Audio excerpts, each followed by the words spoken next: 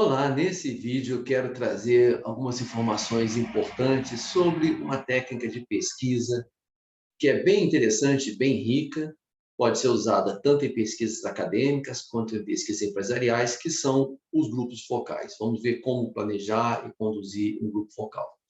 Bom, é uma técnica de coleta de dados de natureza qualitativa, ou seja, se presta a pesquisas que buscam um aprofundamento na subjetividade das pessoas envolvidas.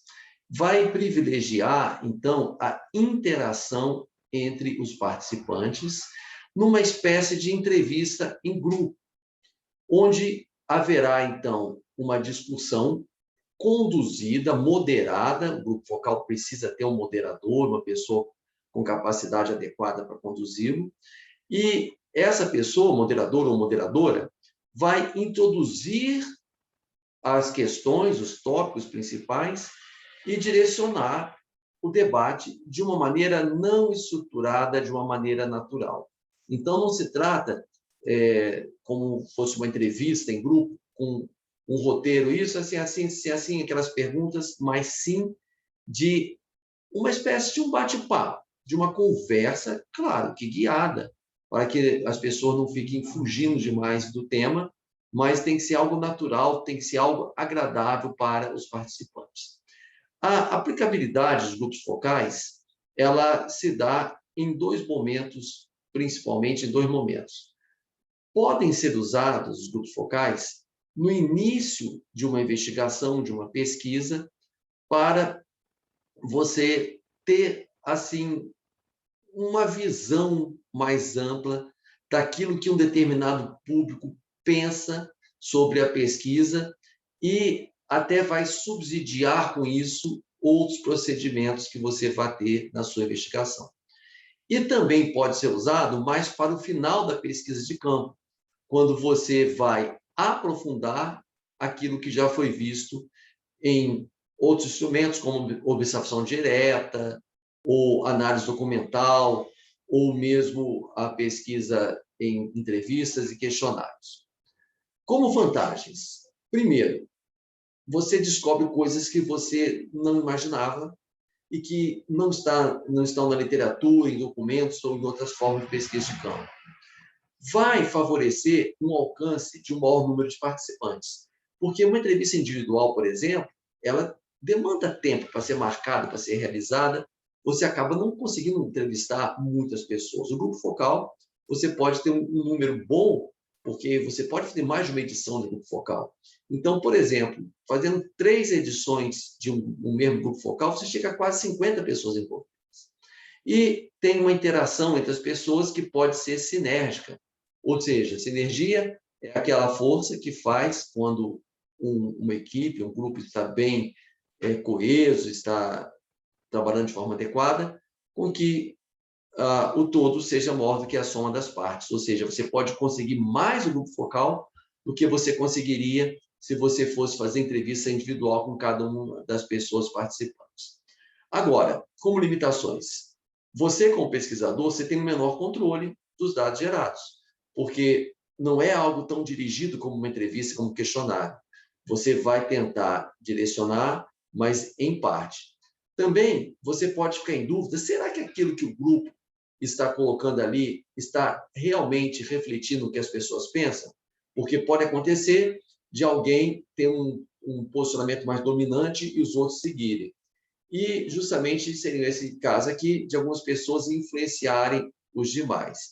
E aí cabe a quem estiver moderando o grupo focal justamente tentar evitar que isso aconteça, que alguém domine as conversas e que deixe os outros numa situação até meio tímidos para participar. O número ideal, de 8 a 12. Menos do que 8 não está tanta interação, não é tão rico, mais que 12 fica até difícil de moderar. E algumas acabam não tendo oportunidade de falar. Dependendo do grupo, você pode convidar mais do que 12, prevendo que algumas pessoas vão faltar, e aí se você convida 12, podem aparecer só 6, por exemplo. Qual que é, assim, a expectativa em relação ao número de faltas? Olha, vai depender do tipo de pessoas. Quando é, por exemplo, um grupo focal dentro de uma organização e é no horário de trabalho, dificilmente tem falta, a maioria, quase todos vão estar presentes. Mas você pega pessoas de diferentes locais e as convida, muito dificilmente elas estarão todas presentes. Um macete que eu gostaria de deixar aqui para vocês é, se possível, mande alguém buscar os participantes, confirma com eles e aí fala, olha, terá aqui um motorista, pode ser um motorista de táxi, de Uber, pode ser alguém, você próprio, alguém que vai te buscar tantas horas. Isso ajuda a pessoa a não faltar.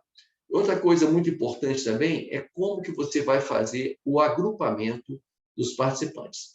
Não deve ser grupos muito heterogêneos, nem reunir pessoas que têm subordinação hierárquica umas com as outras, porque isso vai deixar inibidas as pessoas, os participantes. Então, quando a gente faz, por exemplo, grupos focais dentro de uma organização de trabalho, é comum de fazer um grupo para gestores, um grupo para pessoas que trabalham na área administrativa, mas sem cargo de gestão, outro para pessoas que trabalham na área operacional e assim por diante. Isso facilita bastante que as pessoas se sintam à vontade de participar. Fundamental ter um roteiro.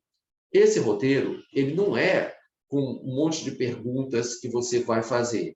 Como eu já expliquei, a gente tem que deixar que a conversa flua naturalmente. E ele será, então, semi-aberto, mas ele terá alguns tópicos, alguns temas de interesse que você deve se lembrar de abordar nessa conversa que vai ter. Mas sempre deixando que surjam outros aspectos relevantes que as pessoas possam falar. Então, a gente tem que coibir que venham divagações e que surjam assuntos estranhos, principalmente assuntos polêmicos, como questões políticas, por exemplo, mas nós devemos deixar que outros temas associados ao que já está sendo falado, que sejam, sim, abordados, e isso pode enriquecer. Sobre o local e o arranjo físico. Um local confortável e o arranjo físico ideal é aquele em que as pessoas estão em círculo, porque assim todas as pessoas se sentem em igualdade de condições de participar, não se sentem constrangidas. Uma mesa é algo muito legal, porque facilita quem quiser anotar, quem quiser colocar algum material, ou até mesmo uma água, um café, um lanche. E, além disso, as pessoas ficam mais à vontade. Muitas pessoas, quando se sentam numa cadeira, assim, uma mesa em frente, ficam inibidas, não sabem onde colocam a mão, por exemplo, ficam assim, a mesa te dá um apoio, te dá uma certa privacidade, está tampando ali a parte de baixo do seu corpo. Então, é muito legal uma mesa, que pode ser oval ou pode ser redonda, e as pessoas, então, sentadas em volta. Né? Termo de duração. Se for muito longo, acaba se tornando cansativo, é um sacrifício para as pessoas. Não deve passar de 1h30 o total do grupo focal, incluindo um momento inicial de integração. E esse momento de integração, eu sugiro fortemente que ele seja feito com um lanche que você sirva. Não precisa ser um lanche suntuoso, mas um lanchinho, com sanduichinhos, biscoitos, suco. Por quê? Primeiro, se alguém está indo para o grupo focal, direto de outros compromissos, pode estar faminto. Não é legal. Uma pessoa com fome não vai se concentrar bem. Segundo, é um momento de descontração. As pessoas comendo, elas vão se descontraindo. Além disso, você vai apresentando informalmente, ô, fulano, olha aqui, esse aqui é ciclano, está aqui participando conosco, já se conheciam, não, tal. E tem mais uma coisa muito legal do lanche, que é eliminar os efeitos de algumas pessoas que, infelizmente, se atrasam. Porque o que acontece? Se você marca, por exemplo, o grupo focal para 19 horas, lamentavelmente vai ter gente que não vai chegar no horário. O que você faz? Você fica esperando? Aí você vai falar para as pessoas que já chegaram às 19 horas, olha, vamos esperar mais um pouquinho, tem gente atrasada. Isso não é elegante, isso é bastante injusto porque a gente chegou atrasado. Ou não, você vai começar o grupo focal com quem está presente, os que entrarem depois vão ficar perdidos, não vão ficar legal. Então, o que fala? 19 horas, por exemplo, 19 horas em ponto, a gente serve um lanche. Bom, gente, vamos aqui lanchar e tal, vamos começar aqui. Primeiro a gente vai servir esse lanche aqui. Aí, quando você vê que já chegou todo mundo, e as pessoas estão mais, olha, agora vamos passar aqui para ou a sala contígua, e aí vão levar o lanche, pode levar o lanchinho para comer lá, ou na própria sala. Você bota na mesa o lanche, agora vamos sentar aqui, vamos conversar. É muito legal, é um investimento que eu acho que vale super a pena por esses motivos. O moderador ou moderadora é a pessoa que está designada para tentar catalisar a comunicação, tentar fazer com que as pessoas se sintam à vontade, que elas falem bem sobre os temas expostos, que não haja o domínio de algumas e outras fiquem alijadas de participar. Um dos papéis é provocar, então, a interação, o debate. Não são falas isoladas, não fala, não. Vamos debater, vamos interagir, perguntar para o que está aqui. Até você, fulano, o que você está achando disso aqui que esse fulano falou? Esse é um dos papéis. O outro papel é estimular, porém, cuidado para não direcionar as respostas das pessoas. Então, ao contrário daquele entrevistador mais tradicional, que se mantém muito distante, o moderador ele pode, sim, ter alguns comentários, reagir, até para estimular as pessoas a falarem, mas com muito bom senso, para não direcionar. Tem que introduzir as questões e manter discussões acesas. Se o grupo está muito lacônico, falando coisas muito rápidas, e que mais, pessoal? E tem mais uma coisa? E você concorda? Então, manter as discussões acesas. Encorajar os mais tímidos, né? Não deixar que os mais subvertidos fiquem falando o tempo todo. Mas e você, o que acha? Ok, fulano, obrigado, mas vamos ouvir também o ciclano, né? Fazendo que as pessoas se sintam mais estimuladas. Jamais fazer juízo de valor. Ridicularizar, rir ou avaliar a contribuição, mas sempre estimular os participantes a darem seguimento, incorporando as suas próprias opiniões.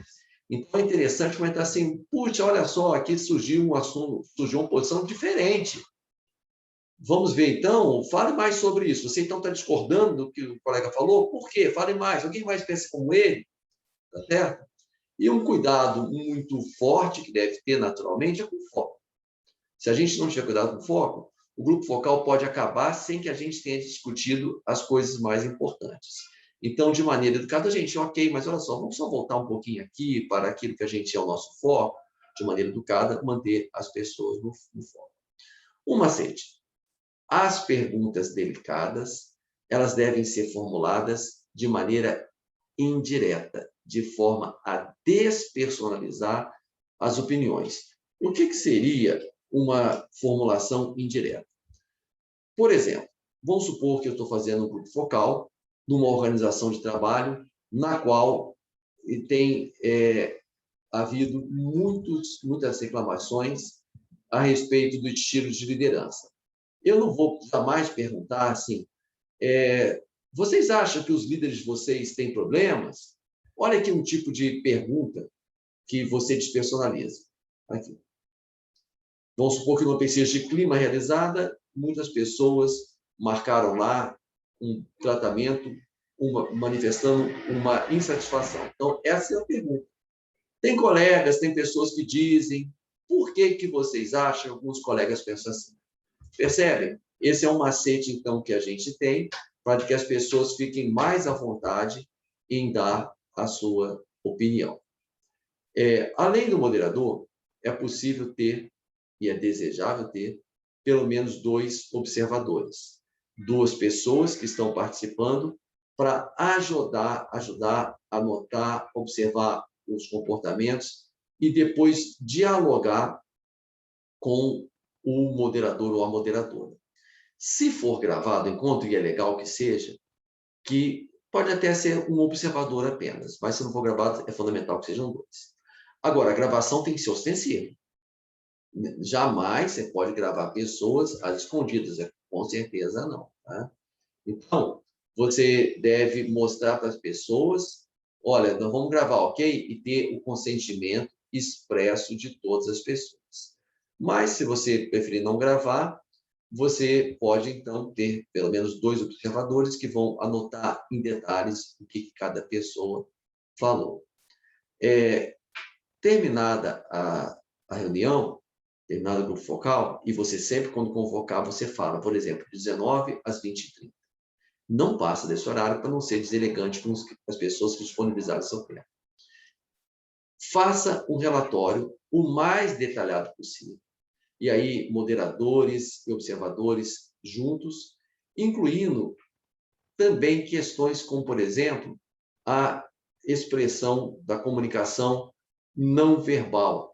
Momentos que você viu que as pessoas ficaram tensas, que demoraram a dar uma resposta, ou que fizeram mesmo alguma careta, uma cara feia. Isso tudo ajuda no entendimento. E esse relatório, o ideal é assim, acabou o grupo focal, imediatamente tentar fazer o relatório, para que você pegue as coisas que estão mais gravadas na sua mente, estão mais recentes na sua memória.